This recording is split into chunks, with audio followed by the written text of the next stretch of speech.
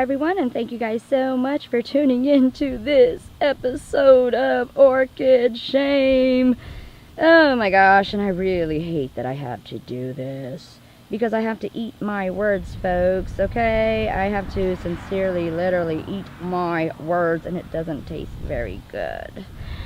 Okay, well, folks, okay, you guys know that I am like the poster child for not repotting during the time that the orchid is in bud or in spike, because you guys all know that when you do this, you risk losing your flowers. Yes, indeed, it could bud blast, or it could simply just abort the spike and the blossoms altogether.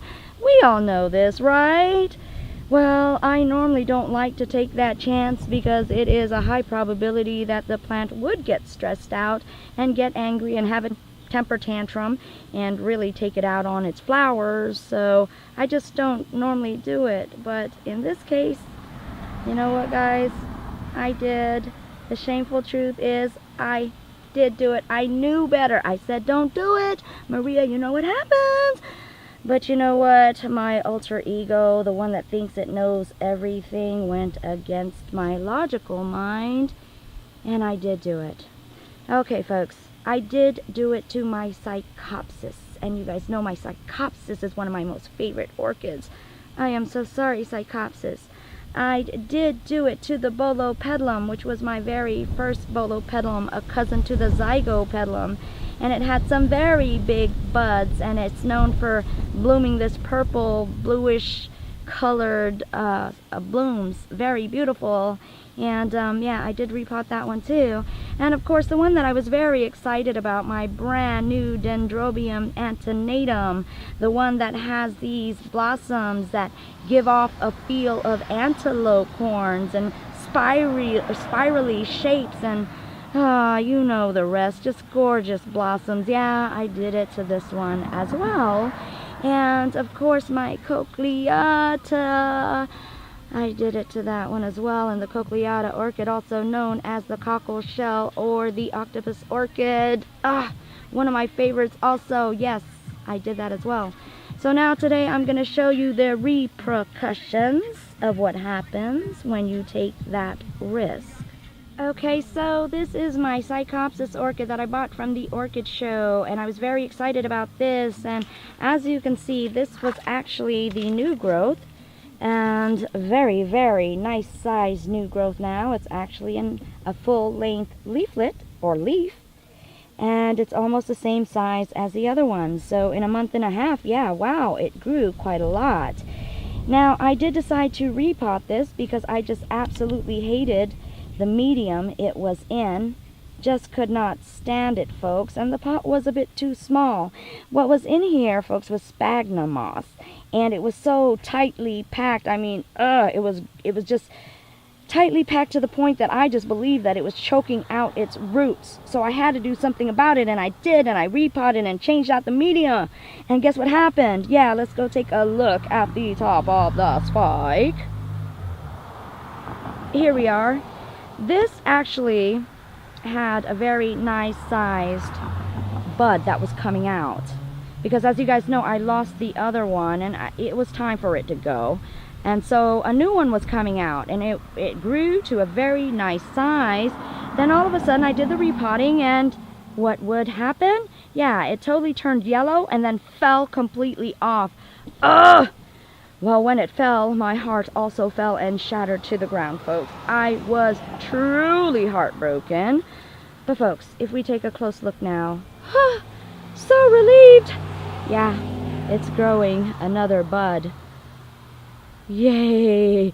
So very happy. So now I'm assuming maybe in about 3 weeks of time, hopefully, folks, this will bloom into a healthy blossom, because the Psychopsis blossom is such an amazing bloom. So I am anticipating that, folks. But yeah, had a very bad experience with the Psychopsis because I repotted. But anyway, so now what happened to my Bolo-petalum? Okay, my Bolo-petalum is a cross with the Psychopsis, and it has almost the same exact bloom, except for the fact that the entire bloom is one definite color. It's a purple, bluish color combined, and the buds on this thing at one point in time was very large, and I was very excited to see the bloom. Well, I actually did get to see the bloom for a brief moment in time. Well, this also, folks, just simply agitated me with the medium it was in, and also the fact that it was so wiggle wobbly. I could no longer stand it. Anytime that I picked it up, it just would go from this side to this side to this side, and I thought I was causing it harm by doing that. So definitely I made that ultimate decision to go ahead and repot it during bud season. And when I did that, the actual spike started turning brown, and then soon after, the opened up bud fell, or bloom fell, and then the remaining, I think it was like 3 or 4, did the same thing, shriveled up and just absolutely fell. Yes, another devastation. And this is my beloved antenna-tum. I was very, very excited to get this. It had lots of spikes and lots of blooms. And I did the same thing. I did a repot. I had to do a repot. The pot that I had this in was so teeny weeny small, and again the sphagnum was so tight. But in this one I didn't change the medium. I was very, very gentle with the roots, and I just put it in a bigger pot and added some more sphagnum moss just to go ahead and balance it out in the pot. I definitely did not do that much to the roots. I kept it together, barely touched it at all, and yet and still, this is what transpired. Do you see the blooms now? Yeah, they're shriveled, discolored. Yep, there you see it, folks. And some have actually already fallen off. Yeah, even as careful as I was, and still, same outcome. Total devastation, folks. And last but not least is my Cochlear orchid, which I also did the same thing. You'd think I would learn, right? Well, actually, folks, I did this all at the same time. So, yeah, I did learn. I mean, this is something that I'm going to really, really take to heart. Never again, folks. I'm telling you, it's just not worth the risk for me, and the heartache is so much more devastating. So, anyway, so let's take a closer look at this Cochlear, because as you guys can see, this is in sheath.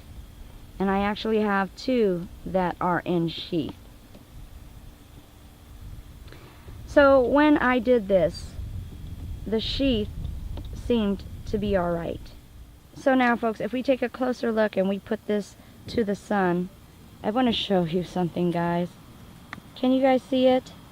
In the actual sheath, you still see the bud right here, folks, and it is very plump and very firm and is continuing to grow. So woo-wee! What a relief for this one, folks.